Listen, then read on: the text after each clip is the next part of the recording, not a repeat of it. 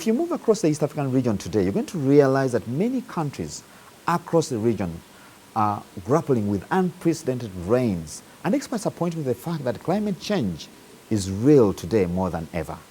Of course, many counties in Kenya have flooded, and in Uganda, we are receiving rains, heavy rains, than projected by the weather people.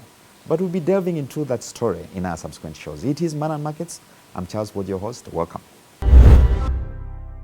Many businesses today are struggling to make that sell. It is partly because of low demand. And this is not just a problem that is in town Uganda, but across the region and globally, the global market doesn't seem to be faring quite well at this point in time. Now, in this segment, we are sharing tips on how a business can ride the storm, especially in times like this, and stay afloat.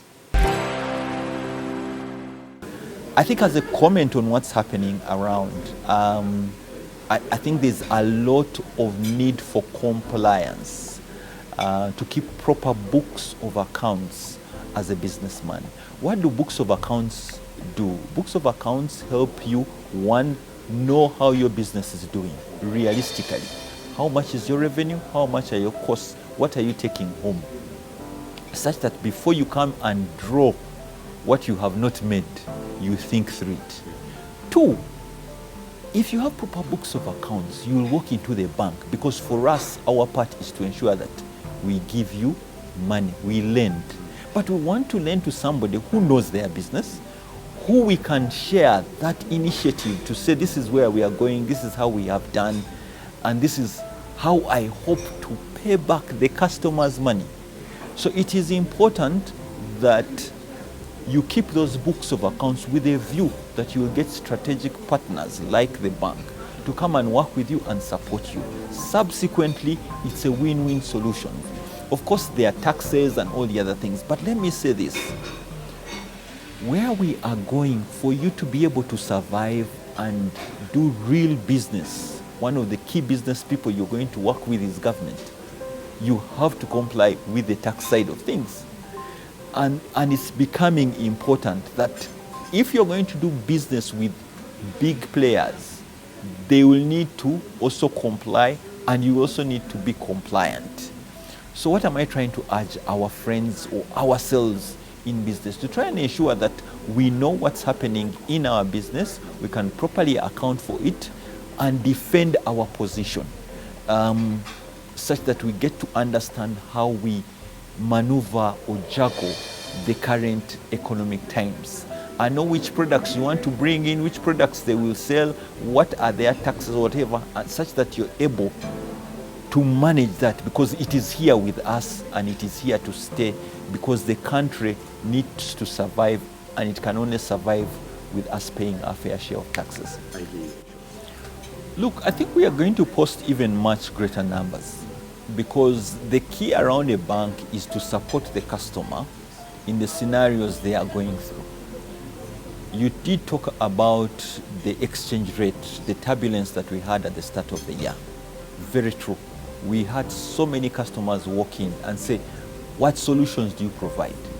I am exporting my coffee. What solutions do you provide for me? I know I'll get so much money every so often. How can you fix that rate for me? You understand? And that is how you hedge yourself against the risk that come in.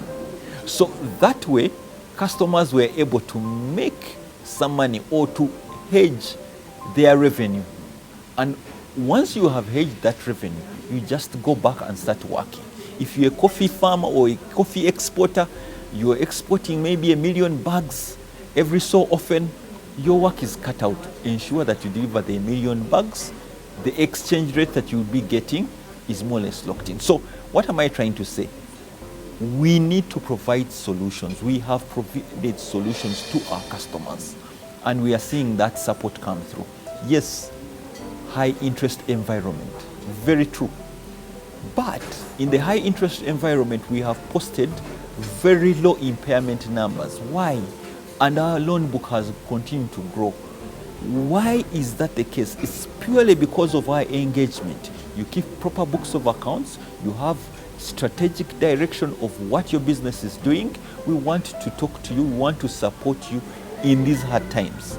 So for me, I think it's really trying to provide the solutions for the times, and so far the quarter has gone well, I should say. The quarter has gone well, more importantly, because we are providing solutions to our customers. Now, the tourism industry is today Uganda's leading forex exchange earner. And because of that, many are looking at it as a silver bullet that can answer a number of woes that the country is grappling with at the moment. However, there are certain ingredients that have to be put in place before the full potential of this industry can be realized. We'll walk through some of those.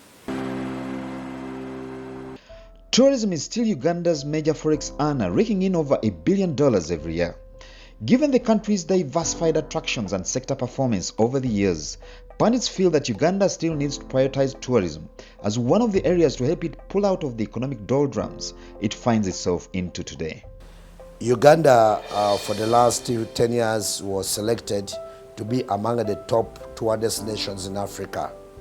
We are among the best 10, and we are also selected to be the most friendly country in the world, meaning that Uganda is a destination to meet.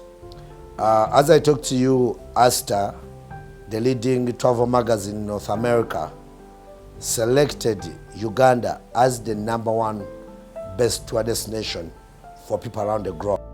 In the same breath, the country is also viewed by some, especially those keen on investing in tourism, as a good destination. If somebody wants to come and invest in Uganda, because Uganda, I can see in Africa, is still developing. There's no that much high competition. So people want to come here to invest the money, invest and hire the people in Uganda and support the economy. So it's not hard, it's very helpful to them also, economy, and the people who want to entrepreneur who come and invest here. When you want to come to invest in Uganda, you have some checkbook in your side also, checklist also on your side. For example, you want to check first what is the market trend and what is you're going to invest in the country and what is the purpose you have.